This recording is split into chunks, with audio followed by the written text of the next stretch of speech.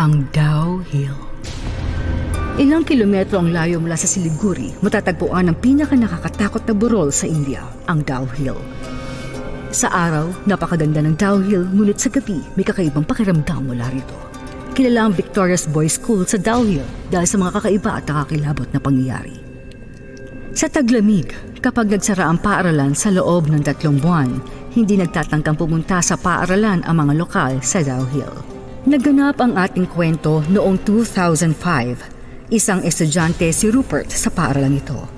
Ipinanganak siya sa Canada at isang opisyal sa Canadian Embassy na nagdestino sa Siliguri ang kanyang ama. Kung ilalarawan, si Rupert ay isang napakatapang na bata. Hindi siya katulad ng iba na naniniwala sa mga nilalang tulad ng mga multo o mga demonyo. Ito ang nangyari isang araw. Ngayong linggo, lahat tayo uuwi sa ating tahanan para sa bakasyon. Hindi ba ayos yun? Walang sino man ang gustong manatili sa haunted school na ito na puno ng mga multo. O sige, Tony. Huwag mo nang simulang banggitin ang mga multo na yan. Ilang beses na kitang kinukumbinsi na walang multo. Nasasabi mo lang yan kasi hindi ka ba nakaka-enkwentro ng multo? Bakit? Ikaw ba? Hindi naman. Pero naniniwala ako sa mga kwentong naririnig ko. Sabi mo nga, kwento lang. Paano ka nakakasiguro na totoo? Una, magpasya ka. Totoo ba yung kwento o hindi? Totoo ang kwento. Kung ayaw maniwala sa akin, bakit hindi mo mismo subukan? Hinahamon kita na magpalipas ng gabi dito pag nakauwi ng lahat. Doon maniniwala pa lang ako sa'yo. Sige, tinatanggap ko yung hamon. Tinanggap ni Rupert ang hamon ni Tony. Noong Sabado, umuwi ang mga bata sa kanilang mga tahanan para magpahinga. Mag-isa lang si Rupert sa hotel. Sinabi niya sa kanyang ama na sunduin siya kinaumagahan. May mission siyang patunayan na hindi totoo ang mga multo. Nagpaalam na rin si Tony kay Rupert. Paalam! Mag-ingat ka! Paalam! Naglaro si Rupert ng video game sa kanyang silid. Kinagabihan, bumaba siya at naglakad sa mga pasilyo ng paaralan. Mukhang nakakatakot pag walang laman itong paaralan. Siguro ito yung dahilan bakit natatakot silang tumambay dito. Sa kanyang paglalakad, may kakaiba siyang naramdaman na tila may nagtatago sa kanyang likuran sa likod ng pader at tumatawag sa kanya. Rupert! Rupert! Sa isang sandali, napahinto si Rupert pero naisip niyang pinaglalaruan lang siya ni Tony. Meron pang isang tao bukod sa kanya na nasa paaralan din. Lumapit si Rupert patungo sa batang lalaking nakasuot na itim at itim na hood. Ngunit habang papalapit si Rupert, nagsimulang tumakbo papalayo ang bata. Pero sinundan ito ni Rupert. Naunang tumakbo ang bata at pumunta sa masukal na kagubatan. Tumingin sa paligid si Rupert at hinanap niya ang bata. Minsan may tumunog sa isang parte ng kagubatan at minsan sa kabila naman. Naguluhan si Rupert dito. Lumubog na ang araw at nakatayo pa rin si Rupert sa kadiliman. Bigla na lang naramdaman niyang may humawak sa kanya. Napasigaw si Rupert sa takot. Ah! Bata, hindi ka dapat lumalabas dito sa ganitong oras. Umuwi ka na. Dalian mo! Bilis! Isang taganayo ng taong humawak sa kanya habang naglalakad siya pabalik ng paaralan. Muli, narinig na naman ni Rupert na may tumatawag sa kanyang pangalan. Rupert! Rupert! Ngayon nakapagdesisyon na si Rupert at buo na ang loob niyang alamin kung sino ito. Pumulot siya ng bato at ibinato ito sa bata. Sobrang natakot si Rupert sa sumunod na nangyari. Tumagos ang bato sa bata. Naisip niya na hindi ordinaryong bata ito. Hindi at walang iba kundi isang multo. Nagsimulang kumilos ang bata at unti-unting lumapit kay Rupert. At doon nahulog ang hood nito. Ikinagulat ni Rupert ang kanyang nakita. Napagtanto niya na wala pala itong ulo. Ah! Tumakbo palayo si Rupert at sumigaw ng malakas. Tulong! Tulong! Tulungan niyo ako! Saang direksyon man siya tumakbo upang makatakas, lumilitaw ang multo sa kanyang harapan. Sa puntong ito ay natroma na si Rupert. Pero sa kabila nito patuloy pa rin ang pagtakbo niya hanggang makita niya ang gate ng paaralan. Iligtas niyo ako! Parang awa niyo na! Iligtas niyo ako! Papalapit na sa kanya ang multong pugot. Nagawa ni Rupert na makarating sa gate ng paaralan bago siya mawalan ng malay. Nakita siya ng gwardya at dinala siya sa paaralan. Ikinuwento niya sa gwardya kung ano ang kanyang nakita nang nagkamalay siya noong gabi. May pugot ng ulong batang lalaki. Alam ko na rin yan. Naniniwala ako na nakikita mo rin ang pugot na ulong batang lalaki. Oo, at gusto niya akong patayin. Hindi bata. Huwag kang matakot. Hindi siya pumapatay ng sino man. Ang gusto niya lang, maging kaibigan ka. Anong ibig niyong sabihin? Narinig ko lang ang kwentong ito sa mga taga-nayon. Maraming taon na nakalipas. Isang napakatalino na batang lalaki ang nag-aaral sa paaralang ito. Palagi siya mag-isa at walang kaibigan. Palabas siya ng libro kung kaya ay tinutokso siya at binubuli siya noon ng ibang mga bata. Nang dumating ang winter break, nagpasya rin siya manatili sa paaralan tulad mo. Ilang araw na lang ay pupunta ng kanyang mga magulang para sunduin siya. Madalas niyang ginugugol ang halos lahat ng oras niya sa library. Ngunit siya ay naiinip kung kaya pumunta siya sa malapit na kagubatan para libutin ito. Isang gabi habang naglilibot sa kagubatan, isang grupo ng mga magnanakaw umatake sa kanya. Ibigay mo yung pera mo! Wala po akong pera. Huwag mo kaming niloloko! Wala po talaga akong pera. Sinungaling! Inilagay ng magnanakaw ang kanyang kamay sa bulsa ng bata at nakitang may pera doon. Sa sobrang galit ng magnanakaw ay pinutol nito ang ulo ng bata. Mula ng araw na yon, gumagalan sa paligid ng paaralan ang multo ng bata. Bakit yung batang pugot ng ulo ay pag-alagala at tinatakot ang lahat? Hindi ko rin alam. Basta sa pagkakaalam ko, hindi niya intensyon na manakot ng kahit sino. Sadyang mag-isa lang siya at gusto makipagkilala sa'yo. Pero tayo bilang tao, kakaiba. Madali tayong matakot sa mga bagay na hindi natin naiintindihan. Huwag kang mabahala, nandito lang ako. Malapit na rin ang madaling araw. Darating na mga magulang mo para sunduin ka. Hindi umalis ang gwardya sa tabi ni Rupert buong gabi. Kinaumagahan, nakarating sa paaralan ang mga magulang ni Rupert. Sinabi ng gwardya ang nangyaring insidente at inuwi na nila ang anak sa bahay. Naniniwala na ngayon si Rupert sa mga multo at hindi na ito pagdududahan kahit kailan.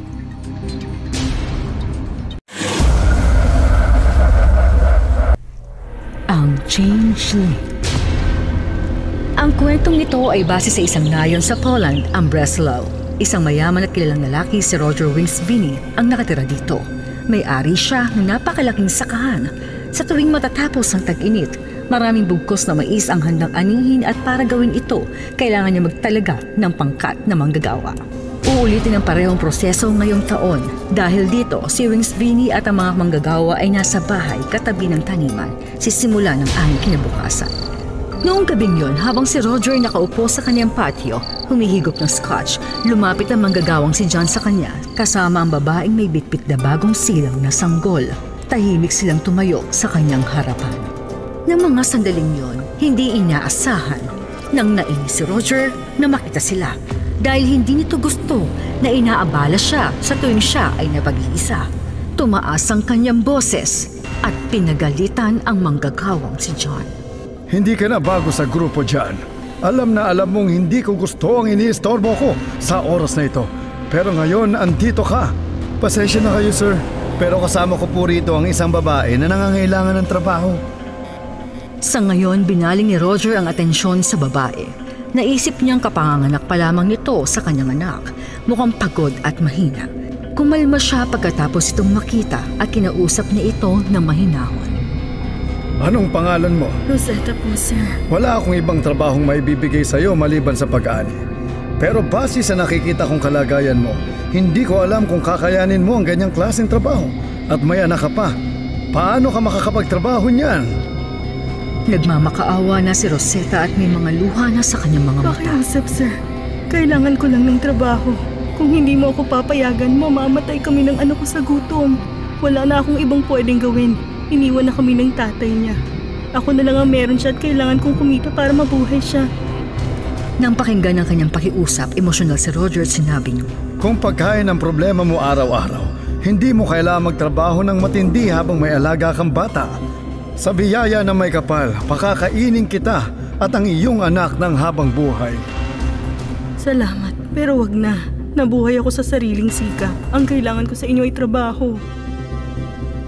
Natahimik na lamang at sumang-ayon si Roger.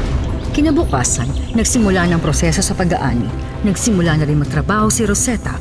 Hapon na at lahat ng manggagawa ay puno ng pawis. Maghapon na rin umiiyak ang anak ni Rosetta, ngunit hindi siya tumigil sa trabaho. Nang makita ito ni Roger, ay kinausap siya nito. Rosetta, itigil mo muna yung ginagawa mo. Ibaba mo muna doon sa may dayami ang anak mo sa ilalim ng puno. Tinuro ni Roger ang mataas na puno at sinunod ni Rosetta ang utos nito. Ibinaba niya ang anak niya sa may damuhan. Mabigat sa puso niyang iwan ang anak ng mag-isa. Naging emosyonal at pumapatak ang kanyang luha, ngunit alam niyang wala siyang ibang pwedeng gawin. Ipinagpatuloy niya ang kanyang trabaho, siya rin namang bumalik na rin si Roger sa kanyang kubo.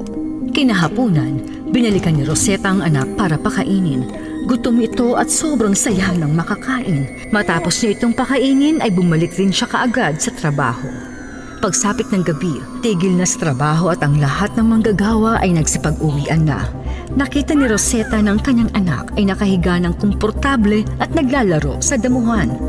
Naglakad siya papunta sa kanyang anak, ngunit labis siyang nagulat nang makita ito.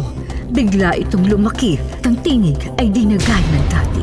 Nakatingin ito sa paligid at lumingiti. Mapulang-mapulang kulay ng mga mata ng sanggol. Noong binuhat niya ito, napahawak ang sanggol sa kanyang dibdib, sabik sa kanyang gatas na animoy hindi kumain ng ilang araw ang bata. Hindi makapaniwala si Rosetta sa kanyang nakikita. Nang buhatin niya ito, naramdaman niya ang bigat na hindi na tulad ng dati. Ngunit pagod na siya, kaya hindi niya masyadong iniisip ang lahat ng mga bagay na ito. Isinampa ni Rosetta ang bata sa likuran at sila'y umuwi na. Pagsapit ng gabi, nang dahil sa pagod, ay mahimbing na natulog si Rosetta. At habang doon, tumilat ang mga mata ng bata. Kulay dugo ang mga ito at unti-unti siyang nag-anyong demonyo. 2 sungay ang tumubo sa kanyang ulo. Isang buntot ang lumitaw sa likod nito at naging kulay pula ang kanyang balat. Sa kanyang kamay naman ay mahahabang kuko kasing talim ng kutsilyo. Hindi mapagkakailang isa siyang changeling. Ipinagpalit ng batang inaalagaan ng Diablo. Minsan ang mga nilalang mula sa kabilang mundo tulad ng mga mangkukulam at demonyo ay nais na ang kanilang suplin ay palakihin ng mga tao na mag-aalaga sa kanila na mabuti. Sa karamihan ng mga kaso, ito ay nangyari dahil sa kapabayaan ng ina. Noong unang panahon sa mga lugar tulad ng Europa, isang tagapag-alaga ang naatasang magbantay sa bata habang natutulog ang ina. Ang trabaho ng tagapag-alaga ay bantayang mahigpit ang bata sa gabi. Nagsimulang mag-ingay at gumalaw ang anak ng Diablo sa silid upang gisingin si Rosetta. Nang tahimik niyang pinagmamasdan ng bata, nagulat siya at napailing. Noong una, hindi niya maintindihan kung sino ang tao na ito. At pagkatapos naalala niya ang nangyari noong gabi at napagtanto niyang hindi niya ito anak. Hindi siya umimik at tahimik na bumalik sa pagtulog. Kinaumagahan, gumising siyang takot at sumisilip sa may kuna. Nakita niya ang changeling ang natutulog doon sa halip na ang kanyang sariling anak. Puno siya ng inis habang siya'y nakatitig dito.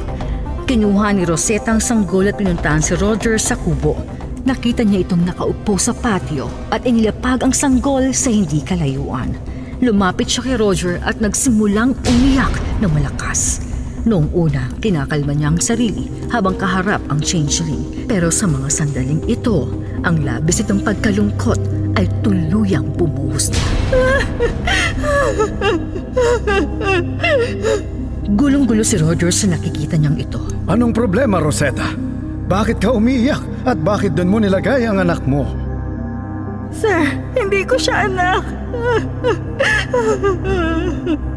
Ano? Anong sinasabi mo, Rosetta? Totoo po ang sinasabi ko, sir. Pinaliwanag ni Rosetta kay Roger ang lahat. Alam ko na ang lahat. Ang batang ito ay isang changeling. Makinig kang mabuti, Rosetta. Gawin mo ang lahat ng sasabihin ko. Pagkatapos ginabayan siya ni Roger kung anong gagawin at sinunod ni Rosetta ang mga bilin nito. Ibinalik niya ang changeling sa parang lugar kung saan niya itinago ang sanggol. Pagkatapos ito, bumalik siya sa bahay ni Roger at kumuha ng latigo. Ang ibang mga manggagawa kasama sina John at Roger ay pinapanood ito mula sa likuran. Nilapitan ni Rosetta ang changeling, itinaas ang latigo sa hangin at hinagupit ito sa bata. Ang mga tao sa paligid niya ay nabigla nang makita ito. Yun mismo ang senaryong hindi kinaya ni John. Kaya nilapitan niya si Rosetta para pigilan ito. Ngunit dali-dali namang si Roger na pumunta sa kanya para pigilan siya. Patuloy na pinauulanan ni Rosetta ng latigo ang changeling. Ngunit hindi man lang ito umiiyak. Nagbago ito sa kanyang malademonyong anyo at nagalit sa kanya.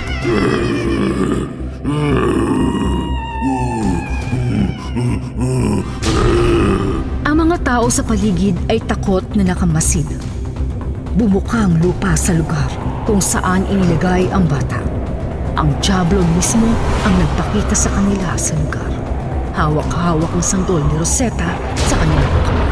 Inalis niya ang changeling at nagangalit sa galit ang kanyang mga mata. Hinawakan ng Diablo si Rosetta. Tumakbo si Roger at John papalapit para iligtas siya. Nakita sila ng Diablo na papalapit at nagbuga ng apoy mula sa kanyang bibig na sumunog sa kanila at hindi na makilala dahil abo na sila. Nagtakbuhan ng mga manggagawa sa takot. Tumingin ang Diablo kay Rosetta at sinabing, "Ngayon ay sasama ka sa akin sa impyerno at aalagaan mo ang aking anak. Kapag lumabang ka, gagawin kong apo ang iyong anak sa harap ng iyong mga mata."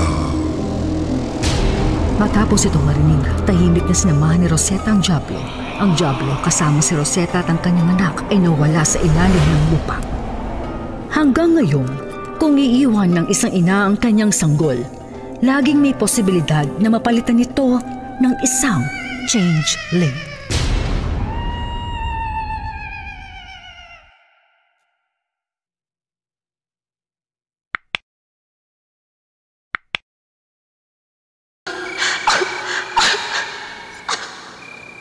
Ang Crocota. Ang kwentong ito ay batay noong taong 1750 sa pamayanan ng Maasai sa Ethiopia. Ang mga taong naninirahan dito ay dating naninirahan sa masukal na gubat sa may 300 kubo na gawa sa pulang putik at balat ng puno. Ang tribong ito ay kilala bilang tribong Humay. Ang mga tao dito ay nabubuhay dahil sa pagsasaka at pangangaso. Sa gitna ng tribo, nakatira ang isang binata na nagngangalang Limahiya. Siya ay umiibig sa anak na babae ng pinuno na ang pangalan ay Namiluk. Alam ng lahat sa tribong Humay ang kanilang pagmamahal sa isa't isa, kasama si Chief Coyonet. Sinang-ayunan ng pinuno ang kanilang relasyon dahil hindi lamang si Limahiya ay isang kahangahangang binata, kundi siya rin ay isang napakahusay na mangangaso at si Namiluk ay baliw din sa kanya dahil na rin mahal na mahal siya nito. Ang tribong Humay ay may lumang tradisyon na dapat sundin. Kung ang isang lalaki ay gustong hingi ng kamay ng isang babae sa kasal, kinabukasan pumunta si Limahiya kay Chief Coyonet para humingi ng pahintulot. Pinunong Coyonet, ito na ang oras para pumunta sa gubat at manghuli ng mabangis na hayop para kay Namiluk. Alinsunod sa ating tradisyon, kailangan ko ng pahintulot niyo. Kilala si Chief Coyonet bilang isang patas at iginagalang na pinuno. Gayunpaman, sa pagkakataong ito, ang kanyang sariling anak na babae at ang kanyang reputasyon ang nakataya. Nakita ni Coyonet kay Limahiya hindi lang ang kanyang maging manugang, kundi maging ang magiging pinuno. Sinabi niya kay Limahiya, "Tignan mo, Limahiya. Alam kong babalik ka pagkatapos ng pangangaso. Sigurado ako. Ngunit dahil nakikita ko sa iyo ang potensyal na maging isang pinuno balang araw, kailangan mong bawiin ang isang bagay na espesyal." Gabayan niyo po ako. Ano po yun? Kung magagawa mong dalhin ang ulo ng isang pinunong leyon, wala akong duda na ikaw ang susunod na pinuno. At hindi rin ako magdadalawang isip na payagan si Namiluk na maging iyong kabiyak. Gagawin ko sinabi niyo, pinuno. Kinabukasan, pagsikat ng araw, umalis si Limahiya upang makamit ang kanyang layunin. Nakita niya ang grupo ng mga leyon at natukoy niya ang kanilang alpha, Babar Sher, ang kanyang potensyal na target. Hinintay niyang magdilim. Pupunta munang mag-isa si Babar Sher para uminom ng tubig sa lawa. Pagkatapos niyang bumalik, ang kanyang grupo ay susunod na pupunta doon. Bilang isang may karanasang mangangaso, alam ni Limahiya ang lahat ng mga detalyeng ito. Umakyat siya sa isang mataas na puno at matiyagang naghintay sa pagsapit ng takip siling. Matapos sundan ng mga leyon sa buong araw, pagod na si Limahiya. Naisip niya na may ilang oras pa para magdilim. Kaya niya magnakaw muna ng idlip bago iyon. Nakatulog siya ng mahimbing, kaya Kaya isang beses lang siyang nagising sa gabi. Nakalabas na ang buwan sa langit at isang boses ang bumulaga sa kanya at gumising. Lemahiya! Lemahiya!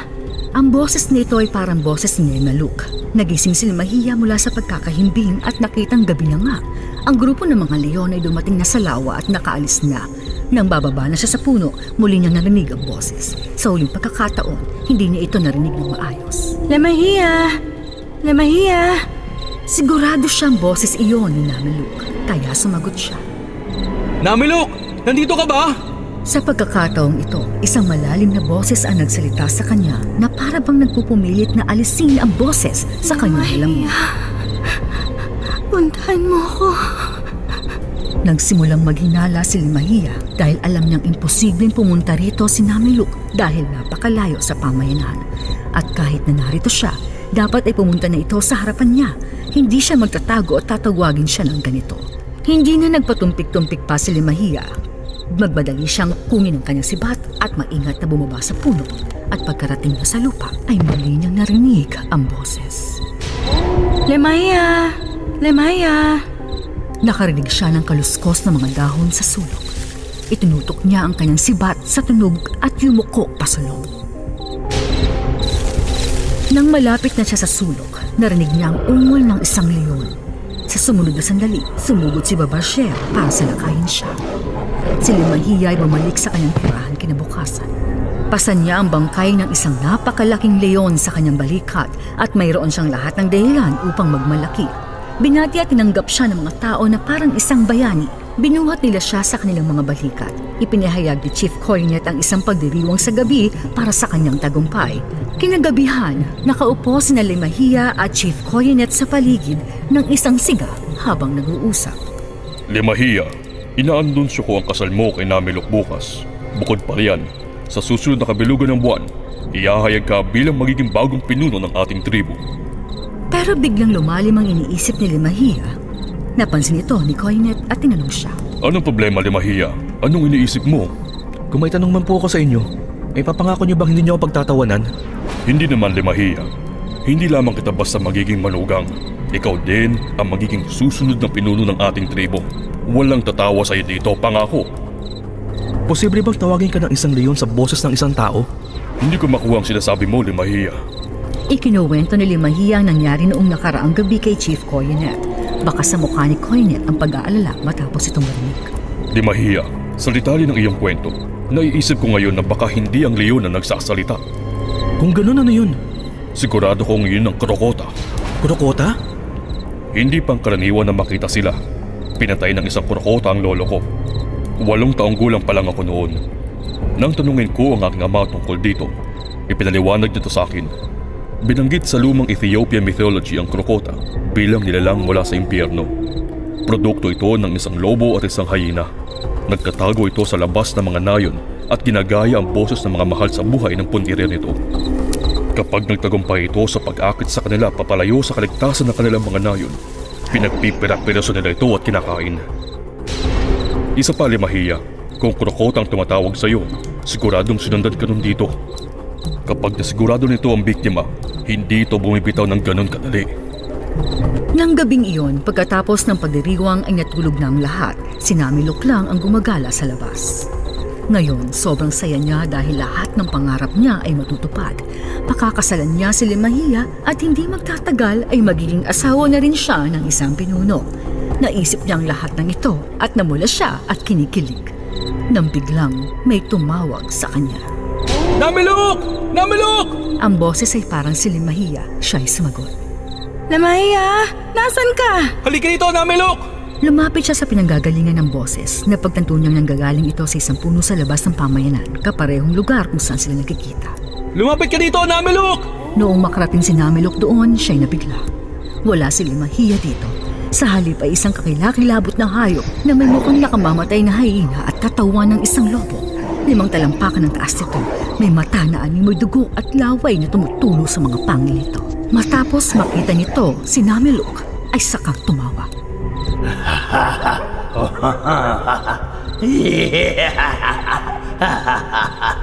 Hindi pinayagan ng krokota si Nameluk na sumigaw kahit na isang segundo. Hindi nagtagal ay pinagpira-piraso at kinain ng krokota si Nameluk. Kinabukasan, noong hindi na makita si Nameluk, nag-organisa ng isang paghahanap. Ang natagpuan na lamang sa kanya ay ilang piraso ng kanyang katawan na nasa ilalim ng puno. Naisip ni Lemahia at Coyonet na ito ay gawa ng krokota. Nag-iinit sila sa galit. Nagtipon sila ng ilang mga ngaso at nagsimulang hanapin ang krokota. Kinabukasan, natagpuan nila siya, ngunit siya ay isang tusong nilalang. Isa-isa niyang pinatay ang lahat ng mga mangangaso.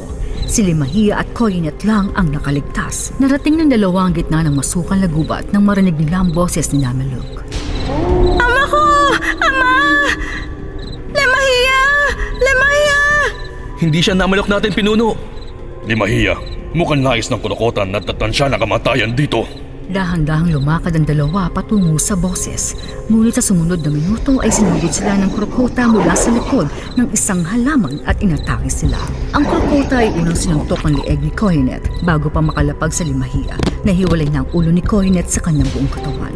Si Lemahia ay nangangalit sa galit at inihagis ang kanyang sibat sa krokota. Ngunit nakatakas ang krokota sa pakay at sinunggaban si Lemahia. Nag-away ngayon ang dalawa. Si Lemahia ay isang biyasang mangangaso. Ibinagsak ang krokota at umupo sa leeg nito. Naglabas siya ng kutsilyo sa kanyang baywang at akmang ihahampas iyon sa krokota. At muli niyang narinig ang boses ni Nameluk. Lemahia. Sa isang segundo, natulala si Lemahia. Sinamantala naman ito ng krokota at tumalon sa kanya upang mapungit ang kanyang leeg. Ang natitira na lang kay Coyonet at Lemahia ay ang kalahati nilang katawan. Ang krokota ay biglang nawala doon, naghahanap ng susunod na biktima.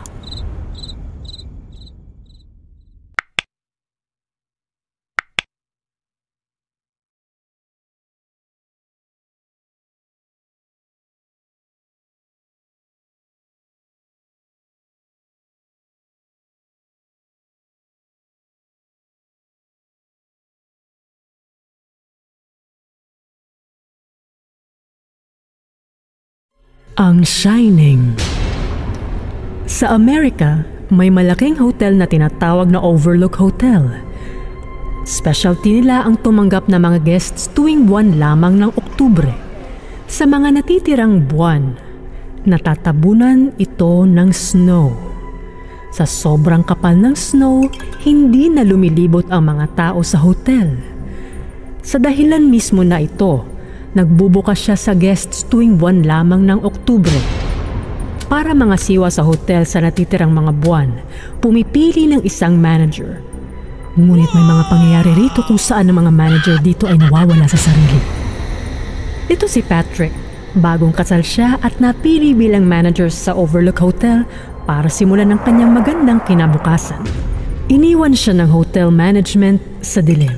Titira siya rito kasama ang kanyang bagong asawang si Noah. Ang laki naman itong hotel. Yan mismo. At mag-isa lang tayong dalawa rito. Medyo natatakot ako sa mga malalawak na lugar na walang tao.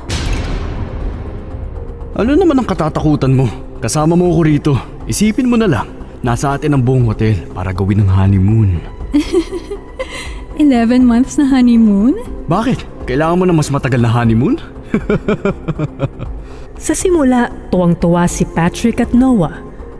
Tapos isang araw, nang inalis niya ang snow malapit sa gate, may nangyari sa kanya.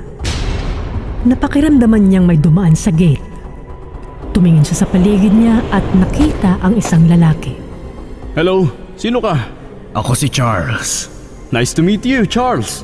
Paano ka naman umabot dito sa dami ng snow? Dito ako nakatira. Hindi ko maintindihan. Nang biglang dumating si Noah. Sinong kausap mo, Patrick? Si Charles. Sinong Charles? Tingnan mo, nakatayo si Charles dyan. Patrick, walang nandito. Ha? Pero kita ko si Charles. Baka kailangan mo magpahinga. Walang tao dito. Sinamahan siya ni Noah papasok. Pero nanatiling nakatitig si Patrick kay Charles. Hindi maunawaan ni Patrick kung bakit di makita ni Noah si Charles. Pagkatapos nun, bumalik siya sa gate. At nandoon si Charles, naghihintay. Hi, Patrick. Hi, Charles. Sorry, ewan ko ba kay Noah? Bakit ba siya nagkukunwari at di ka pinapansin kanina para siyang ewan? Pare-pareho ang mga misis. Pati na nga ako naiirita sa misis ko. Isa pa yung anak ko. Parati na lang kinakampiyan ng nanay niya, pero hindi ko naman pinapatulan. Tinuruan ko ang anak at asawa ko ng leksyon. Pinatahimik ko talaga sila. Pinatay ko silang dalawa. Pinatahimik at pinatay. Nadala si Patrick sa mga salita ni Charles. Para siyang na-brainwash sa mga sinabi ni Charles. Namula ang mga mata ni Patrick sa galit.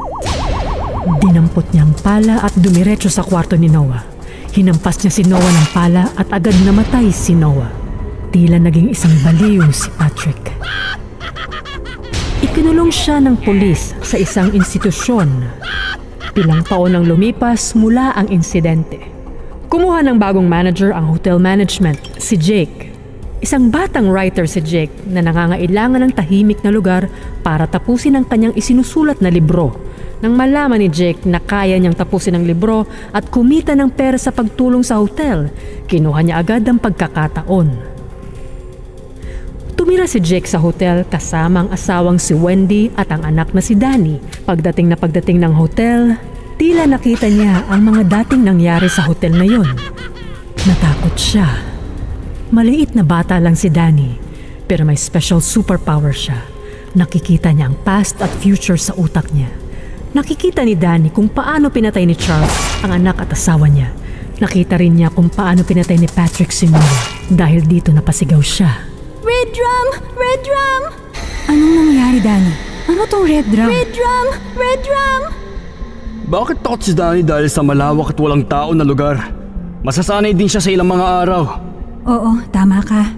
Hindi alam ng kanyang magulang na may psychic ability si Danny. Kumbinsido silang mahina lang ang isip niya. Yun siguro ang dahilan kung bakit malabo ang mga sinasabi niya. Paulit-ulit pa ang mga sinasabi ni Danny sa kanyang nanay.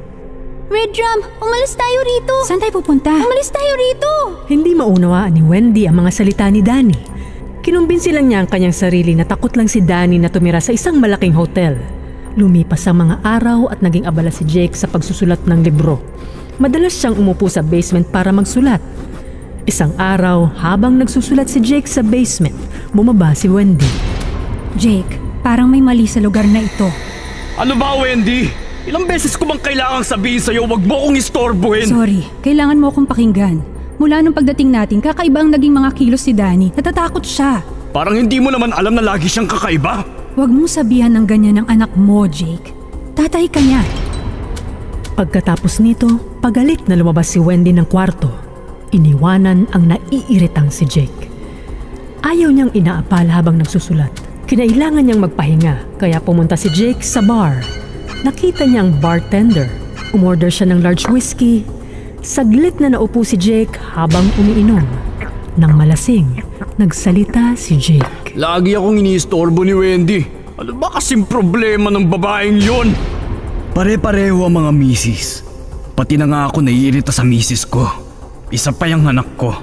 Parati na lang kinakampiyan ng nanay niya, pero hindi ko naman pinapatulan. Tinuruan ko ang anak at asawa ko ng leksyon. Pinatahimik ko talaga sila. Pinatay ko silang dalawa.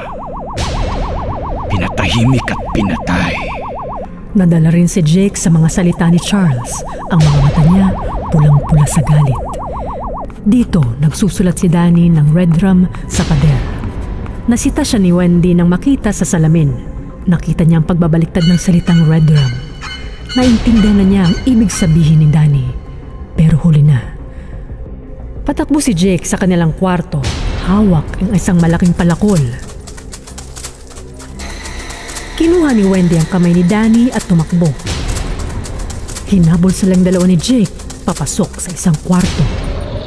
Pumasok si Wendy sa isang kwartong punong-puno ng mga espiritu nakaharang sa kanya. Sasaktan na sana sila ni Jake nang kumuha si Wendy ng flower vase at hinagis sa ulo ni Jake. Dumugo ang ulo ni Jake.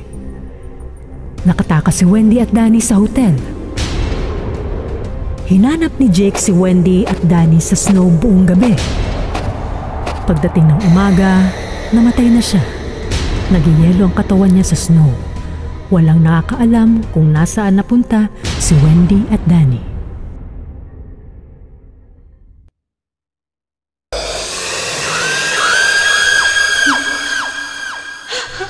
Ang Rougarou. Hango ang kwentong ito sa taong 2013, ngunit orihinal na nagmula sa taong 1807. Nagsimula noong si Albert Smith, isang magsasaka sa Louisiana, ay sinunog ang isang buntis na babae. Itinali niya ang babaeng nagngangalang Alphaba sa isang posteng kahoy at sinilaban. Ang pangalan ko ay Alfred Smith at galing ko sa pamilya ng mga magsasaka. Nung siya ay sinunog ng buhay, may mga sinigaw si Alphaba na mga salita. Simula ngayon hanggang sa susunod, sinusumpa ko ang bawat panganay sa inyong pamilya. Kapag sila ay umabot na ng 30 taong gulang, mararanasan nila ang pinakamalalang impyerno! Matapos banggitin ang mga ito, nasunog ng tuluyan ang kanyang katawan, ngunit hindi na nakapagsalita. Patuloy siyang nakatingin sa aking lolo sa tuhod sa kanyang kulay dugo ng mga mata habang nagiging apo. Kung ang insidenteng ito ay hindi nabanggit sa diary ni Albert Smith, hindi ko malalaman to. Sinulat ni Albert sa kanyang diary. Sa panahong ito, mayroon tayong di normal na sitwasyon sa ating mga kamay. Kung hindi ko pinatay si Alphaba noong araw na yun, titigil na sana ang aking salinlahi. May plano na siyang ubusin ng buong angkan ko. Alam ko na ang kanyang masamang intensyon nang bisitahin ko ang bahay niya. Naninirahan lang noon sa Alphaba sa isang maliit na kubo ng aming ancestral home. Iniwan siya ng kanyang asawa nang siya nagdadalang tao. Ngunit ang kanyang kilos ay kakaiba at walang kasiguraduhan. Sa bawat makalawa, hahanap siya ng dahilan upang makipagtalo sa amin. Isang araw, habang ako ay nagtatrabaho sa labas ng aming bahay, pumunta si Alphaba. Nagsimula siyang sisihin kami na ninakaw namin ang 100 acres ng lupa. Hindi ako sumagot sa kanyang mga paratang. Bumalik siya sa kanyang kubo at halatang nanggagalaiti sa galit. Si Alphaba ay isang masamang mangkukulam. Gumagamit siya ng black magic katulad ng mga spells at chants upang nakawin ang lupa mula sa amin. Kapag kami ay patay ng lahat, madali niya ito magagawa. Nang araw na yun, napagdesisyon ko pumunta sa bahay niya upang ipaliwanag ang lahat ng maayos. Nakita ko siya nakupo kasama ang mga manika na may mga buhok, kuko, at mga damit ng bawat miyembro ng pamilya ko. Dumating ako sa oras sa sasaksakin na niya sana ang mga ito gamit ng kutsilyo. Nakita niya ako at tumakbo dahil sa takot. Nang kumalat ang balita sa bayan, ang mga matatanda ay sinabihan akong sunugin siya. Binigyan nila ako ng isang babala. Kung hindi ko ito magagawa, ang pamilya ko ang unang masusunog ng buhay bago si Alphaba. Tulad ng sabi ko kanina, isa itong di pang karaniwang oras at sitwasyon. Ito ang mga huling habilin ni Albert sa kanyang diary. Siguro dahil naglaho na rin siya kinabukasan matapos siyang isulat ito. Simula ng araw na yon, lahat ng panganay sa henerasyon ng aming pamilya ay kailangan dalhin ng sumpa pagkarating nila ng 30 gulang. At ngayon, 30 kaarawan ko. Tumigil si Alfred sa pagsulat niya sa kanyang diary. Naglalakad siya ng walang kapaguran sa kanyang kwarto. Alam niya na ngayong araw ay magiging isang halimaw siya, katulad lang ng iba niyang pamilya. Ang sumpa ay gagawin siyang halimaw na rugaru. Marami dati ang pumatay sa kanilang sarili pagkatapos magpalit anyo. Ito ang sumalba sa kanila bago gumawa ng mga karumal-dumal at masasamang mga bagay. Ngunit ang mga taong nagtuloy sa ganitong anyo ay pumatay ng maraming tao. Ang rugaru ay may katawan ng tao at ulo na katulad ng salobo. Ito ay may itim o pula na balahibo sa katawan, may mga kuko na kasing talas ng punyal. Ngunit kahit ito ay may 7 hanggang 8 talampakan, ang katawan nito ay sadyang matibay at malakas. Mas gusto nitong kumain ng laman ng tao. Ang pagpapalitan nito ay umaabot ng 15 araw. Pagkatapos ito ay may kakayahan na magparami at gumawa pa ng katulad nito. Ang kailangan lamang ay isang kagat mula sa rugaru upang mahawa ng isang tao. Ngunit dahil sila'y matakaw, hindi sila madalas kumakagat lamang at umaalis. Kinakain nila ang kanilang mga biktima, kaya't hirap silang makabuo ng isang pulutong ng rugarus. Hindi katulad ng mga vampira na isang kagat makakahawa ng iba. Ito ay isang sumpa. Kapag nalaman ang rugaru ay nagpapanggap bilang isang tao. Ang tao na yon ay may 1 taon at 1 araw upang magtago ng sekreto. Kapag ito ay sinabi niya kahit kanino, sila mismo ay masusumpa ng kaparehas na kapalaran. Unti-unting napapansin ni Alfred na nag-iinit na ang kanyang katawan at naririnig niya ang tunugan ng kanyang mga buto. Sobrang sakit nito, kaya't naman si Alfred ay wala nang ibang magagawa pa kundi ang sumigaw na lang.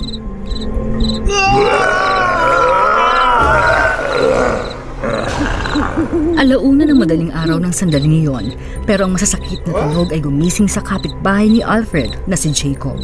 May narinig siyang taong sumisigaw ng napakalakas.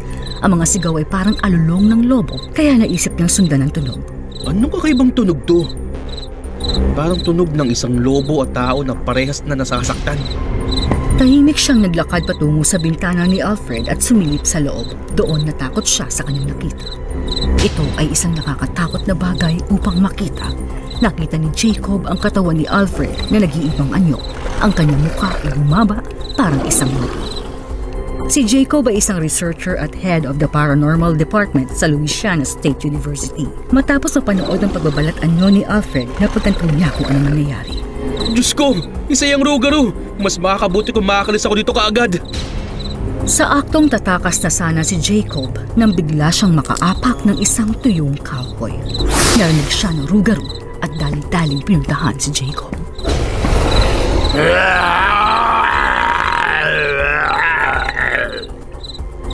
Nang mamataan ni Jacob na papalapit sa kanya ang Rougarou, tumakbo siya papasok ng bahay at sinarado niya ang pinto. Marami ng research si Jacob patungkol sa Rougarou at alam niya kung ano ang gagawin dito. Pumunta siya sa kusina at kinuha ang gasolina kasamang lighter. Ang Rougarou ay nasa labas ng bahay ni Jacob. Sinusubukang sirain ang pinto gamit ang mga kuko nito. Umakyat si Jacob sa bubong ng bahay. Binuhos niya ang gasolina sa itaas ng Rougarou. Tumalon ang Rougarou sa itaas ng bubungan at ngayon magkaharap na ang dalawa. Alfred! Tanda mo kung sino ka! Kung hindi ako kumain ng laman ng tao, may posibilidad na makalis ka sa lagay mong yan! Sa kasamaang palad, hindi nakakilalang Rougarou o nakakaintindi. Ang ginawa lamang ito, tumingin kay Jacob at humiyaw. Ang Rougarou, agad na dinamba si Jacob. Kinuha niya ang lighter at itinapon sa kanya. Ang gasolina nito ay binalot at niliyaban sa apoy. Sa sinapit na ito ng Rougarou, bumaluktot ito sa sakit. At ito'y bumalik na sa kanyang tunay na anyo. Salamat, Jacob. Iniligtas mo ako, ngunit may isa pang bagay.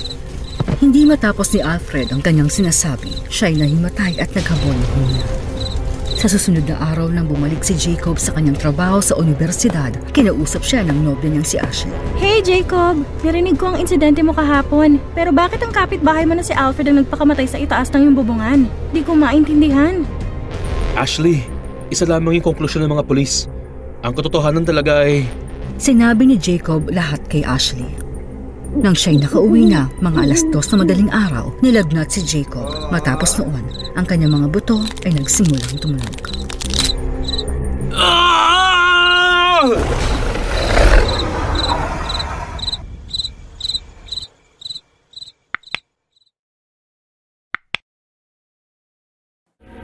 Ang Midnight Man. Natagpuan ni Charles ang lumang diary ng kanyang lolo at ipinakita ito sa kaibigang si Tim. Tim, tignan mo yung nakita kong diary. May nakasulat dito na magandang laro. Anong laro? Midnight Man. Laro tungkol sa mga multo. Tungkol saan naman yan? Sandali, basahin ko sa'yo para maintindihan mo ang lahat. Sa loob ng maraming taon, ang larong ito ay kumukuha ng buhay ng maraming tao. Ang larong ito ay tinatawag na The Midnight Game. 12:00 ng gabi dapat ito nilalaro. Ang manlalaro ay dapat na isulat ang kanyang pangalan sa isang blankong papel at ipapatak ang kanyang dugo rito. Pagkatapos ay dapat siyang kumatok sa pintuan ng bahay ng 22 beses. Sa sandaling kumatok siya ng 22 beses, dapat niyang tiyakin na may kandila. Sa ritual na ito, magsisimula ang nakakamatay na larong ito. Sabi nila, bago pa marinig ang ika-22 katok, ay pumapasok na ang Midnight Man sa bahay. Pagkatapos ito, ang manlalaro ay dapat na patuloy na gumalaw sa buong bahay. Habang siya ay gumagalaw, kung ang kandila ay namatay, dapat niyang sindihan muli ang kandila sa loob ng 10 segundo. Kung sa ilang kadahilanan ay hindi niya magawa ito, ang tanging sigaw na lang niya ang matitira sa kanya. Laro ba talaga yan? Kung nakasulat dito, edi oo. Para sa akin, naniniwala ako na katangisip lang ng lolo mong laro na yan. Katangisip lamang yan, maniwala ka. Naisip ko rin yan naman kanina. Pero nung nalaman ko yung istorya sa likod ng laro, nagulat talaga ako. Bakit naman? Sandali, babasahin ko sa'yo. Ang Midnight Man ay hindi isang laro, sa halip ay setong karumal-dumal na insidente. Maraming taon na ang nakalipas. Ang kwentong ito ay nagsimula noong 1610 sa isang maliit na nayon sa Europa. naninirahan ng isang respetadong pamilya, ang pamilyang Roger. Sila ang pinakamaunlad na pamilya sa nayon at may pinakamalakas na impluwensya doon. Ang pinuno ng pamilya ay si Mr. Roger na may 3 anak na walang mga puso. Sila'y ubod ng sama. Hinahagupit nila noon ng mga tao sa nayon kahit may magawa lang ang mga ito na maliit na pagkakamali. Kaya naman ang mga tao sa nayon ay kayo na lamang ang takot sa kanila. May matandang lalaki at kanyang anak ang naninirahan sa parehong nayon. Ang matanda ay wala na halos magawa at hindi na rin makalakad. Tanging ang kanyang anak na lamang ang sumusuporta sa kanya. Nagtatanim noon ng mga bulaklak ang anak sa kanyang maliit na lupain at pagkatapos ay ibebenta araw-araw sa kalapit na bayan. Mula sa nayon hanggang sa bayan ay nagbebenta ito at iyon ang kanyang pinagkakabuhayan. Isang araw abala ang pamilyang Roger sa pagmamalupit sa isang taga-nayon. Ang dahilan sa pagmamalupit nito ay dahil sa pagnanakaw nito ng singsing na pamana ng kanilang pamilya. Ang 3 Rogers ay walang awang pinaulanan ng hagupit ang inosenteng taga-nayon. Gayunpaman ang singsing ay hindi na nahanap pa. Ang tanging naiwan na lamang dito ang matanda at ang kanyang anak. Siguro sila ang nasa likod ng pagnanakaw ng singsing na pagmamayari ng aming pamilya. Kayong 3, kunin sila at dalhin ngayon dito. Walang awang dinakip ng 3 anak na Roger ang matanda at dinala ito sa kanilang tirahan. Magsalita ka. Nasaan ang singsing namin? Hindi ko alam. Talaga ba? Hindi mo alam? Kung gano'n, nasaan ang iyong anak? Pumunta ng bayan. Oo nga naman. Umalis ito ng bayan at pinagbili ang aming singsing. Pahirapan siya! Kung babalik ang kanyang anak, ipahirapan niyo rin! Agad na sinunod ng 3 magkakapatid ang kanilang ama at sinimulang pahirapan ang matandang lalaki. Dahil sa labis na pagmamalupit ng magkakapatid sa matanda ay nawalan ito ng malay. Isang gabi ay muling bumalik ang anak ng matanda. Sinabi ng mga kapitbahay nito kung paanong pinagmalupitan at kinuha ng pamilyang Roger ang kanyang ama. Tumakbo ang anak papuntang mansyon. Ama! Ama! Bago pa man niya mailigtas ang kanyang ama ay hinawakan na siya ng mahigpit na mga tauhan ng pamilyang Roger at sinimulan siyang bugbugin. Patuloy siyang sumisigaw ng Ama! Ama! Kung gusto mong makitang buhay pa ang iyong ama, simulan mo ng aminin ang krimeng ginawa mo. Ang anak ay walang ginawang krimen, pero dahil labis-labis niyang mahal ang kanyang ama, ay wala siyang iba pang pagpipilian. Oo, inaamin ko! Ako kumuha ng singsing at pinagbili ito sa bayan!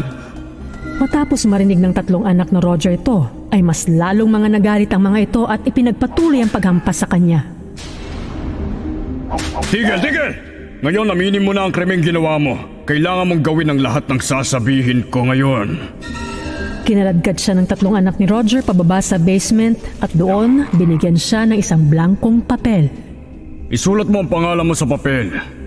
Isinulat ng kawawang bata ang kanyang pangalan na may bahid ng dugo ang mga kamay. Pagkatapos nito, pinugutan siya ng isa sa mga anak ni Roger gamit ang isang palakol. Tumalsik ang mga patak ng kanyang dugo sa blankong papel at binawian na agad ng buhay. Nang magkamalay ang matanda, nakita niyang nasa miserableng kalagayan ang katawan ng kanyang anak. Anak ko! Pinatay niyo ang kaisa-isa kong anak! Wala ni isa sa inyo ang mabubuhay! Itong pamilyang ipinagmamalaki mo, guguho sa alikabok! Isinusumpa ko! Matapos bigkasin ng mga salitang ito, agad ding namatay ang matanda. Ilang araw matapos siyang mamatay, natuklasan ang mga bangkay ni Roger at ang kanyang pamilya. Lahat sila ay pinugutan ng ulo. Maraming taon pagkatapos ng insidenteng ito, 2 magkaibigan ang naging hangal upang ibangon ng maitim na espiritu mula sa mga patay. Nagpasya silang tawagan ang Midnight Man at makipag-usap sa kanya. Sa parehong paraan, isinulat nila ang kanilang mga pangalan sa blankong pahina. Nagdagdag sila ng mga patak ng kanilang dugo dito at naghintay. Biglang may kumatok sa pinto nila. May tao sa labas, patuloy na kumakatok sa kanilang pinto. Natakot ang 2 magkaibigan. Nagpatuloy ang katok. Sa ika-22 katok, namatay ang apoy ng kandila. Nakatayo sa harapan nila ang madilim na espiritu. Siya ang Midnight Man. Pagkatapos ito, tanging ang kanilang mga bangkay lamang ang natagpuan. Ngayon mo sabihin sa akin, sa palagay mo ba ang larong ito ay katanghisip lamang? Charles, sa tingin ko, sobrang delikado ng laro na to. Tsaka tignan mo kung ano yung sinulat ni Lolo sa dulo. Ano yun? Huwag subukan ng larong ito kahit na hindi sinasadya.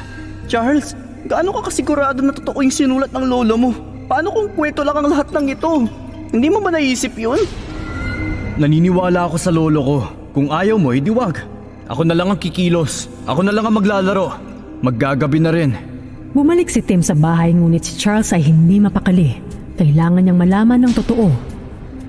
Kumuha siya ng blankong papel at isinulat dito ang pangalan niya. Nagdagdag din siya ng isang patak ng kanyang dugo dito. Sa gabi, nagsimulang mangyari ang mga kakaibang bagay sa kanyang bahay. Bumukas sa mga pinto at bintana at gumawa ng mga kalabog. Nang mag-alas 12 ang orasan na nasa kanyang harapan, ang Midnight Man.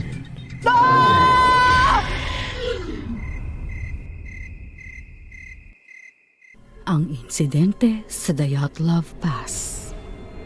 Isang Russian na hiker at mountaineer si Igor Dyatlov.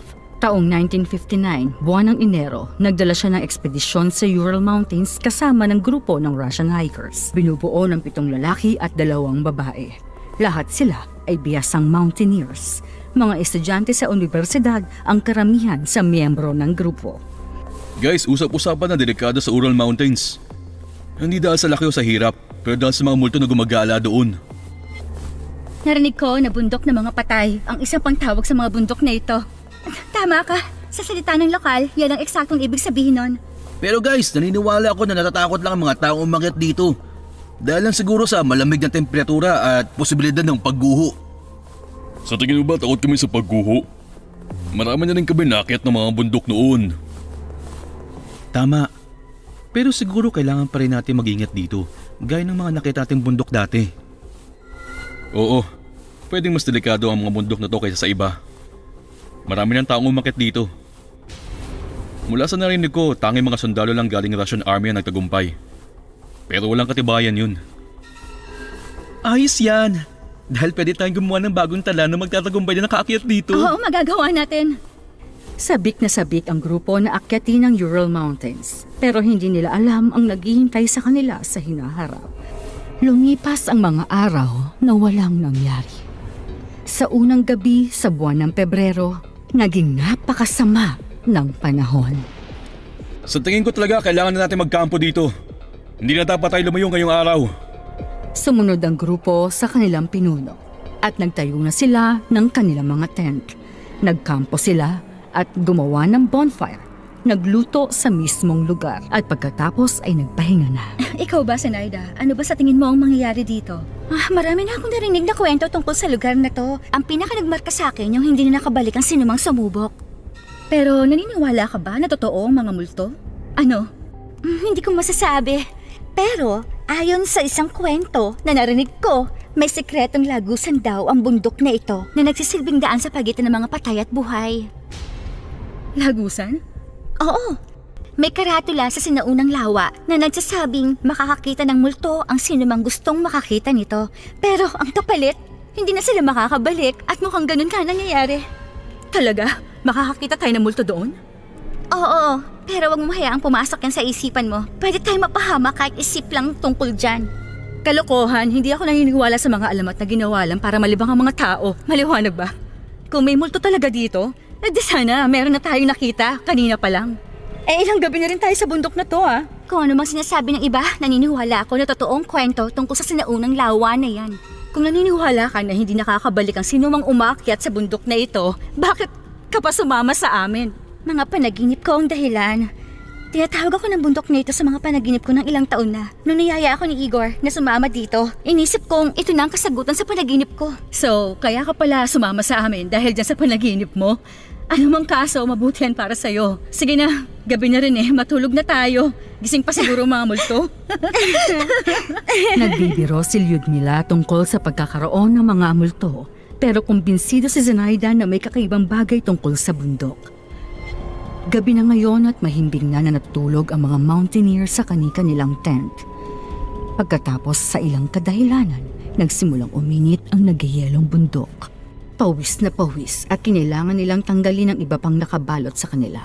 Kakaiba naman to. Paano magiging mainit ang lugar na balot ng niebe? Lumabas ng tent si Igor para mag-imbestiga. Nagulat siya nang malaman na mas mainit ang hangin sa labas kaysa sa loob ng tent nila. Nagpagtanto niya na ang mainit na buga ng hangin ay umiihip mula sa mataas na mga dalisdis. Umakyat siya sa burol. Pagkatapos ng ilang hakbang, nagulat siya na makita ang nasa kanyang unahan. Kakaibang-kakaiba ang kanyang nakita. May iluminadong pintuan sa unahan at 2 itim na anino ang lumabas sa pintuan. Siya ay nakita. Lumapit sa kanyang mga ito. Natakot si Igor at tumakbo para sa kanyang mahal na buhay. Takbo! Tumakbo kayong lahat! Patuloy na tumakbo si Igor pabalik sa kampo para balaan ng mga miyembro ng grupo. Tumakbo ng malayo si Igor at isang lalaking miyembro palayo dito. Pumasok ang itim na anino sa isa sa mga tent. May 2 lalaki na natutulog doon. Nang makita ang itim na anino, sinubukan niyang tumakas. Pinunit ng isa sa mga lalaki ang tela ng tent gamit ang kanyang kutsilyo. Nang huli ng itim na anino ang isa pang lalaki at sinasakal ito, agad itong namatay. Naabutan ng maitim na anino ang isa pang lalaki na sinusubukang tumakas. Itinulak siya ng kanyang mga paa at itinaas sa ere. Paulit-ulit na nabasag ang ulo niya sa lupa hanggang mabawian ang buhay. Nagsimulang tumakas na natitirang 7 miyembro ng grupo para makaligtas. So, totoo talaga ang kwento tungkol sa sinaunang lawa? Anong lawa? Yung sinasabing merong lagusa sa pagitan ng mga buhay at patay. Kung alam mo pala to, bakit hindi mo sabi sa amin dati? Bilisan niyo! Nasa likod na natin sila!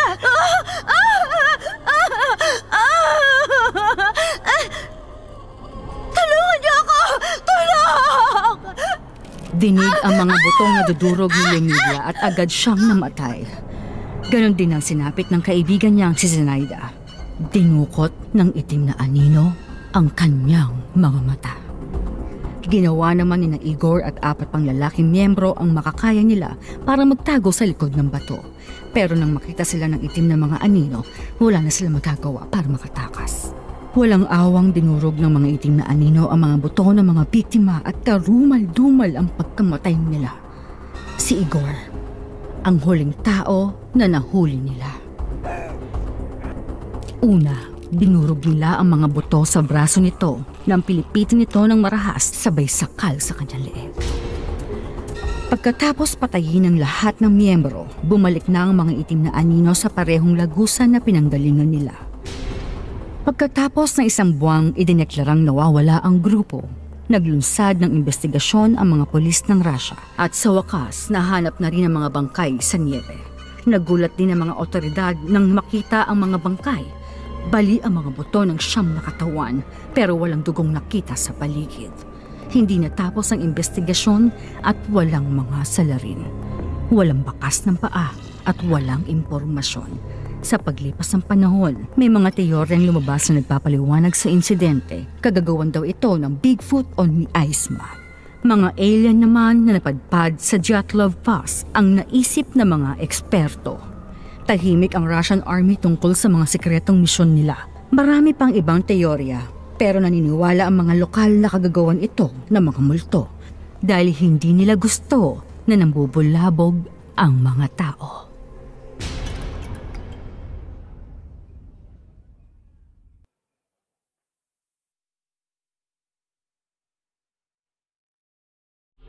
Ang Dumas Beach. Noong Disyembre 2010, nagbalak ipagdiwang ang New Year sa India nina Phillips, Tony at Jenny. Sa ika-24 ng Disyembre, sabay silang 3 na lumipad papuntang India. Sa wakas, nasa India na tayo. Oo nga, sa wakas tama ka dyan. Iniisip ko nga, hindi tayo matutuloy gaya na nangyari noong 1 taon sa atin. Unang-una, i-explore natin ang India. Tapos magsasayawan at magpa-party tayo para sa New Year. Papunta sila sa hotel, nakasakay sa isang taxi. Naipit sila sa traffic.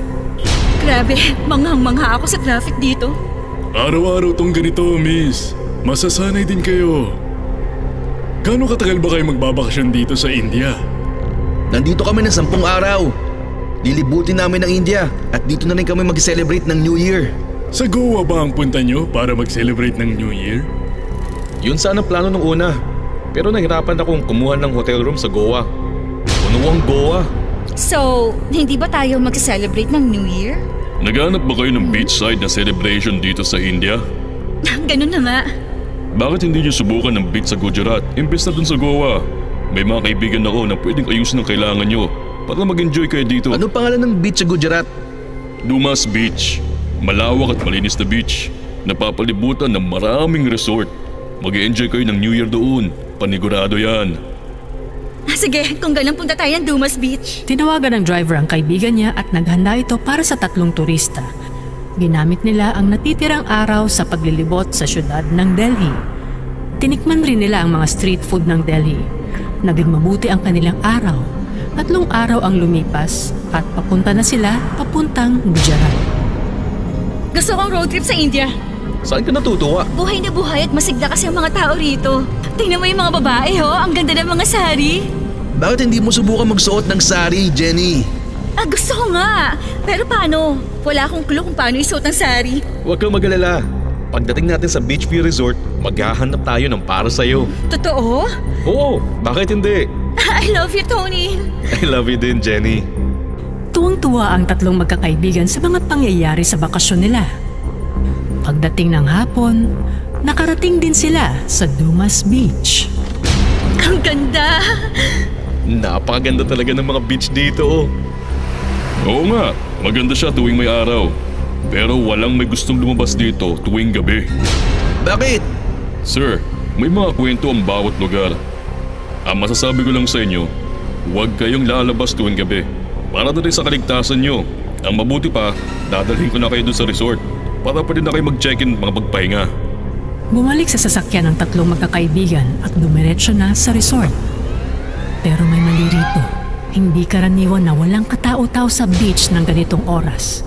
Nag-check-in sila sa Beachview Resort at nag-enjoy sa oras nila rito. Masaya ang kanilang pagsasama. Hoy Jenny, nakahanap ako ng kaya mag-drape ng sari para sa'yo. Talaga? Oo, Lata ang pangalan niya at darating siya dito bukas ng gabi. Ayos! Hindi bang nakabili na ako ng sari. Kulay pula, ang paborito kong kulay. Maganda. Bukas na ang New Year's Eve at magsusuot ako ng sari. Tuwang-tuwa si Jenny na nasasabik na magsuot ng sari. Yinakap siya ni Tony. Kinabukasan, tinulungan ni Lata si Jenny na magsuot ng sari. Pakaganda ni Jenny. Wow! Jenny, ang ganda! At salamat kay Lata. Hindi ba? Napakaganda ng gawa niya. Salamat, Lata. Walang anuman, ma'am. Sige po, mauna na po ako. Iniwan ni Lata si Jenny na patuloy ang pagkamangha sa kanyang sari. Pagkatapos ay pumunta siya sa isang party kasama ang 2 kaibigan. Sumayaw sila at nagsaya. Marami ang nainom ni Phillips. Tig-isang beer naman sila Tony at Jenny. Malapit ng maghating gabi at nagsimula na ang countdown sa big screen sa club. 10, 9, 8, 7, 6, 5, 4, 3, 2, 1. Happy New Year! Happy New Year, Tony! Happy New Year, Philip! Happy New Year! May sorpresa ako para sa'yo. Ano? Bigla na lamang lumod si Tony at naglabas ng isang singsing. Will you marry me, Jenny? Sobrang natuwa at di makapaniwala si Jenny sa nangyari. Yinakap siya ni Tony at tinanggap niya ang singsing. Yes! Binati sila ni Philip. Pagkatapos nito, lumabas si Tony at Jenny ng resort at dumiretso na sila ng beach. Sir, wag po kayong pumunta dyan. Huwag kang mag-alala. Okay lang kami. Pero hindi po ligtas pumunta ng beach sa gabi. Delikado pong lumabas. Babalik din kami kagad. Huwag kang mag-alala. Sinubukan silang bigyan ng waiter ng babala, pero hindi nila ito pinakinggan. Dumiretso sila sa beach. Malumanay na pumapalo ang alon at malamig ang simoy ng hangin. Sobrang nabighani si Jenny at Tony sa isa't isa. At bakit hindi? Napaka-espesyal ng araw na ito para sa kanila. Ngunit hindi nila alam ang mga panganib na nagtatago sa Dumas Beach. Tiningnan ni Jenny ang mga alon nang may mapansin siya rito. Isa itong nakakagilalas na anino. Tony, may tao doon, no? Saan? Doon! Sa may alon! Saan? Wala akong makita doon. Walang makita si Tony, pero sigurado si Jenny sa nakita niya. Biglang lumapit ang anino kay Jenny. Napakabilis ng galaw nito at dinaanan nito ang katawan ni Jenny. Sumigaw si Jenny. Ano nangyari? Okay ka lang? Patuloy ang pagtatanong ni Tony pero hindi na sumasagot si Jenny. Ano nangyari, Jenny? Hinawakan ni Tony si Jenny pero binitawan niya kaagad ito dahil sa sobrang init ng katawan. Mataas ang lagnat mo. Ang mabuti pa, bumalik lang tayong dalawa sa resort. Hinawakan ni Tony ang kamay ni Jenny para gisingin ito. Pero pagmulat ni Jenny, laking gulat ni Tony sa kanyang nakita. Binitawan niya agad ang kamay nito. Pulang-pula ang mga mata ni Jenny. Nagsimulang nanlilisik. Okay ka lang, Jenny?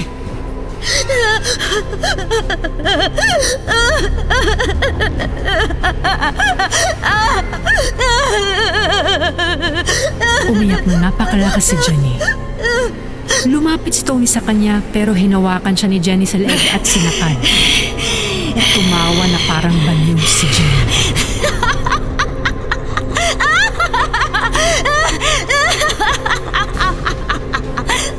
Agad na dumating ang waiter ng resort kasama si Phillips at dalawa pang lalaki. Alam na nila agad kung ano ang nangyayari sa mismong pagkakita nila kay Jenny. Sabay-sabay na lang pinilit si Jenny na bitawan ng leeg ni Tony. Ngayon, ang leeg naman ni Philip ang hinawakan niya. Sinakal ito. Sinubukan ng lahat na tulungan si Phillips, pero huli na sila. Sinakal ni Jenny si Phillips at namatay ito. Nakakita sila ng lubid at tinalian nila agad ang mga kamay ni Jenny. Galit na sumisigaw si Jenny. Pinainom ng waiter si Tony ng tubig. Na magkamalay, nilapitan niya ang bangkay ni Phillips. Phillips! Phillips! Phillips! Umiyak nang umiyak si Tony at patuloy ang pag-ungol at pagsigaw ni Jenny. Hinimatay ito.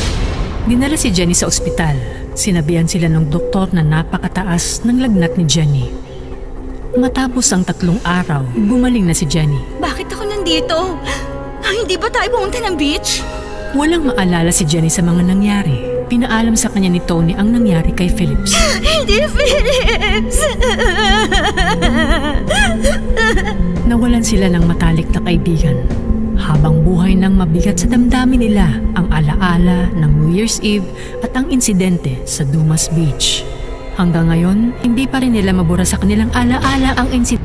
Ito ay kwento mula taong 1960. Nanirahan si Toby kasama ang kanyang pamilya sa isang syudad na tinatawag na Scottish Highland. Ang kanyang tahanan ay malapit sa lawa ng Loch Ness. Napakaganda ng Loch Ness at ito ay dinadayo ng mga turista mula sa iba't ibang parte ng mundo. Habang nagtatanggal ng impake, lumapit si Toby sa asawang si Deja at kinausap ito tungkol sa nilipatan na lugar. Napakaganda ng syudad na ito, Deja. Pero meron pang sikretong alamat ang kailangan nating alamin. Anong ibig mo sabihin, Toby? Nakikita mo ba yung lawa malapit sa atin? Yan ang lawa ng Loch Ness. Sabi nila, sa ilalim ng napakagandang tubig ay may halimaw na ang pangalan ay Nessie. Napangiti lang si Deja at nagligpit na uli. Pambihira ka, Toby. Di mo ba naisip kung gaano kaganda yung lawa na yan? Napakadakila at payapa. Ano bang malay mo na may halimaw na nakatira dyan? Yan ang dahilan kung bakit dumidistansya ang lahat sa tubig at maaari mo lang tignan ang lawa sa malayo. Nag-iingat ang lahat matapos ng isang aksidente. Anong aksidente? 20 taon na ang nakalilipas mula noong may isang dayuhan na pumunta dito. Pumunta siya sa lawa at naghilamos ng muka. Maya-maya lang ay may mahabang leeg na halimaw na lumabas sa lawa at nilunok siya ng buhay. Mula noon, lumalayo na ang lahat ng tao. Ngunit, paano napunta ang halimaw doon? Mula pa iyan noong mga nakaraang siglo pa. Ang sabi ay mula pa noong mabuo ang lawa, nariyan na ang halimaw. Natutulog ito ng 20 taon at bumabalik isang gabi upang manghuli. Sige, hindi ko hahayaang mapalapit tayo sa lawa. Isang araw, habang nagluluto si Deja, ang anak nilang si Kevin ay tumakbo papunta sa kusina. Anong nangyari, Kevin? Ma, ayaw ko dito. Bakit, anak? Ayaw ko na magtagal dito, Mama. Wala akong kaibigan dito. Hindi ko alam kung kanino makikipaglaro at wala akong magagawa. May solusyon tayo dyan. Pumunta ka lang sa lote na yon at makipagkaibigan sa ibang batang naglalaro. Okay, Mama. Magandang ideya. Mag-ingat ka at tandaan mo, huwag kang lalapit sa lawa. Naiintindihan mo? Okay, Mama. Naglalaro si Harry, Rachel at Michelle sa loting yun. Dumating si Kevin at pinanood silang maglaro. Nakita ni Harry si Kevin at nakipag-usap sa kanya. Hoy, ako nga pala si Harry. Bago lang kayo dito, di ba? Oo, ako naman si Kevin. Mag-iisang linggo pa lang kami dito ng mama at papa ko. Pwede ba akong makipaglaro sa inyo? Sige, magdala tayo. Tinawag ni Harry si Rachel at Michelle at pinakilala si Kevin. Matapos ang ilang araw, naging malapit ang apat na bata sa isa't isa. Buong araw silang naglalaro at naggagala. Isang araw, tahimik na nakaupo si Kevin nang dumating si Harry. Anong nangyari, Kevin? Bakit ang tahimik mo? Yung lawa malapit dito. Yung Loch Ness. Sabi nila maganda daw yun. At si Harry ay kinabahan. Sandali, walang babala sa'yo tungkol sa Loch Ness. Buwalan pumunta ang mga bata malapit doon. Pero bakit? May demonyong mahaba ang lieg na nagngangalang Nessie ang nakatira doon. Pero marami ding pumupunta doon, di ba? Bakit tayo bawal natin makita? Yung mga bumibisita doon, lahat sila nakatanaw lang sa lawa. Habang ang mga batang katulad natin ay hindi talaga pwedeng lumapit kahit kaunti. Sige na, Harry. Di naman tayo bata. Pwede na rin tayo lumapit kahit kaunti, di ba? Tignan natin, pakiusap. Pero paano kung may makaalam? Walang makakaalam. Patago tayong pupunta sa lawa. Sige na nga. Pumunta tayo bukas ng gabi para walang turistang nakapaligid. At titignan lang natin ang lawa mula sa malayo. Umalis si Kevin at Harry upang makita ang lawa. Gustong-gusto ko na makita ang lawa na yun. Mula nang ipanganak ako, naririnig ko na yung pangalan ng lawa. Ngayon, magkakatotoo ang pangarap mo. Nagkatinginan si Kevin at Harry sabay na pangiti habang naglalakad patungo sa lawa. Gabi na bago sila makarating sa lawa. Tinitigan ni Kevin at Harry ang lawa. At kahit kailan, hindi pa sila nakakita ng ganito kaganda. Tila ba napaka-espesyal nito kahit mula sa malayo. Nagtagal pa sila ng kaunti. Maya-maya, inaya na ni Harry pauwi si Kevin sa kanilang bahay. Tara na, Kevin! Gabi na! Bumalik na tayo! Sandali lang, pwede? Hindi, Kevin. Kailangan na talaga natin umuwi. Tara na! Nagsimulang maglakad si Harry. Pero sa likod niya, narinig niyang palayo ang mga yapak ni Kevin. Lumingon siya at nakitang palapit si Kevin sa lawa. Kevin, anong ginagawa mo? Huwag kang pumunta dyan! Sinubukan siyang pigilan ni Harry. Lumapit si Kevin sa tubig. May namulat na malalaking mata sa ilalim ng lawa. Tumayo si Kevin nang sobrang lapit sa lawa at lumingon-lingon. Wow! Napakaganda talaga ng mga tanawin! Pinalapit ni Kevin si Harry sa tabi niya. Harry, halika dito. Wala namang halimaw dito. Chismis lang lahat. Sobrang ganda dito. Tumingin si Harry kay Kevin na malapit sa tubig. At biglang natakot dahil sa nakitang malaking halimaw na may mahabang leeg. Sobrang laki at pangit ng halimaw at hindi nakagalaw si Harry sa takot. Tumalikod si Kevin at natakot. Umungal si Nessie sa kanyang mukha. Mapupula ang mata ng halimaw at napakalaki ng kanyang tainga. Inipon lahat ni Kevin ang kanyang lakas at binuhos sa pagtakbo ng mabilis. Ngunit mas mabilis ang halimaw. Harry, may problema ba? Anong nangyari? Nagbalik na ang halimaw sa lawa. Nakuha niya si Kevin sa baybayin ang binti niya. Bumagsak si Harry at umiyak. Nataranta si Toby at Deja at tumakbo papunta sa lawa. Habang papalapit sila, nakita nila ang ibang tao na nagtipon mula sa malayo.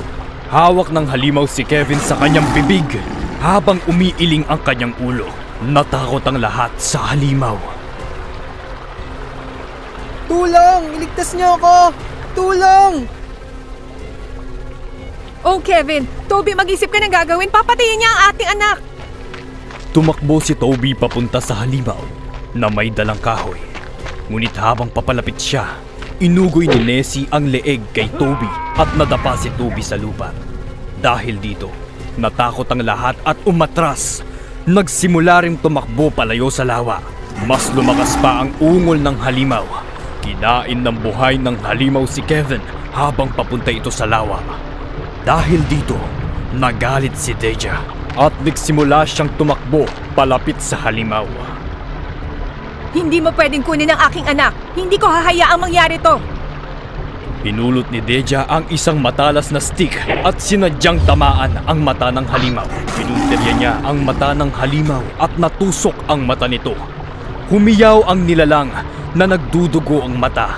Sinubukan itong tanggalin ang stick sa mata at niluwa si Kevin palabas sa kanyang bibig. Nahulog si Kevin sa mababaw na tubig malapit sa baybayin habang nakabalot sa laway ng halimaw. Humiyaw ang halimaw habang pabalik sa tubig. Hindi nito natanggal ang sibat sa mata. Naligtas ni Deja ang buhay ng kanyang anak. Mula noon hindi na lumabas ang halimaw mula sa lawa kahit kailan. La Llorona. Lumipat si Pedro at ang kanyang pamilya sa isang maliit na bayan sa Mexico. Binubuo ang pamilya nila ng ina, ama at nakababatang kapatid niyang si Ben. Malapit si Pedro sa kanyang kapatid. Walang araw na binigo niya ito. Palagi niyang pinagbibigyan ang lahat ng gustuin nito. Kuya, sige na, gusto kong maglaro ng football. Ben, anak, marami pa tayong kailangan gawin dito sa bahay. Kung gusto mo, bukas na lang ng umaga. Pero ngayon ko po gusto maglaro ng football. Okay lang ma, sasamahan ko na lang po siya maglaro. O sige, pero itong tatandaan nyo, huwag na masyadong lumayo. Malapit nang dumilim. Opo ma. Nagsimulang maglaro ng football sa labas ng bahay sina Pedro at Ben. Sa isang punto, nasipa ang bola papunta sa isang malapit na gubat. Ang bola ko! Kuya, wala na yung bola ko! Huwag ka na umiyak. Hanapin natin yung bola mo. Siguradong nandyan lang yun. Nung puntong iyon, nagsimulang hanapin ni na Pedro at Ben ang bola sa mga halaman. Mataas ang bahay nila Pedro. Alam niya na malayo ang narating ng bola. Huwag kang mag-alala. Gumulong lang siguro yun dito. Parehong bumaba ang magkapatid para hanapin ang bola. Habang nasa gitna ng paghahanap, may narinig silang babae na umiiyak malapit sa ilog. Kuya, parang may umiiyak. Oo, tama ka. Naririnig ko rin siya. Sa sandaling iyon, nakita ni Ben ang bola niya sa ibabaw ng ilog. Agad siyang tumakbo papunta sa bola. Ben! Tigil! Hindi pinansin ni Ben si Pedro. Pupulutin niya pa lang ang bola mula sa tubig na may babaeng nakaputi ang humila kay Ben sa mismong ilog. Ben! Ben! Nang sinubukang hanapin ni Pedro ang kapatid sa tubig, hinila ng babae ang paa niya. Nagsimulang sumigaw si Pedro. Tulong! Tulungan niyo ako! Hinihila ng babae si Pedro, pero nakapulot siya ng bato sa pampang ng ilog at inyampas ito sa kamay ng babae. Nakatakas siya at tumakbo pa uwi sa bahay nila. Mama! Mama! Si Ben! Ano nangyari kay Ben? Si Ben po, hinila po siya ng babae nga sa tubig. Ano? Nagsimulang umiyak ang ina ni Pedro. Kinuwento ni Pedro ang buong pangyayari sa kanyang ama. Sinama ng ama ni Pedro ang ibang taga-nayon papunta sa ilog. Sa kadiliman ng gubat, sa tulong ng mga nag-aapoy na sulo, nagpatuloy ang mga tao sa paghahanap kay Ben. Ben! Ben! Sa palagay ko, hindi na natin mahahanap si Ben. Malamang ay napatay na siya ng La Llorona.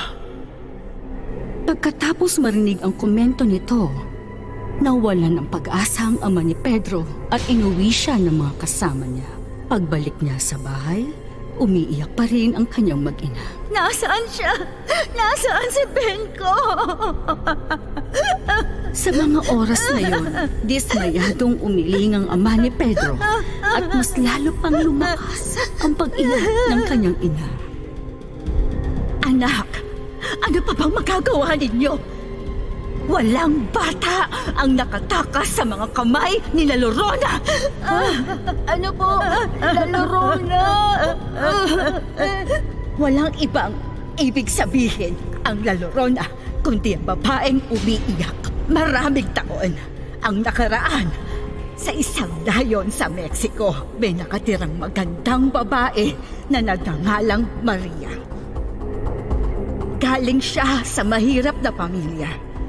Isang araw, pumunta si Maria sa palengke para bumili. Isang mayamang lalaki ang dumaan sakay ng malaki at mamahaling sasakyan. Napatigil ito at tumingin sa kanya at agad din namang napaibig. At noong sumunod na araw, nahanap ng lalaking ito ang daan sa bahay niya. Pwede mo ba akong pakasalan? Hindi lingid sa kaalaman ni Maria ang kayamanan ng lalaking ito, na marami itong sasakyan at maraming pera. Kaya tinanggap niya agad ang alok nito. Nagpakasal si Maria sa lalaking yon na bumili ng napakalaking bahay sa nayon na para lamang kay Maria. Sobrang saya ng buhay ni Maria. Palaging bumabiyahe ang asawa niya nang dahil sa negosyo. Bagamat madalas na maiwan siya mag-isa, masaya pa rin siya dahil marami siyang pera. Maraming taon na ang lumipas, nagkaroon ng 2 anak si Maria, isang lalaki at isang babae. Ngayon, nagbago na ang lahat kahit ang ugali ng kanyang asawa. Ngayon, hindi na ito ganon kainteresado kay Maria. Palagi niya itong hinihintay na makauwi at makasama.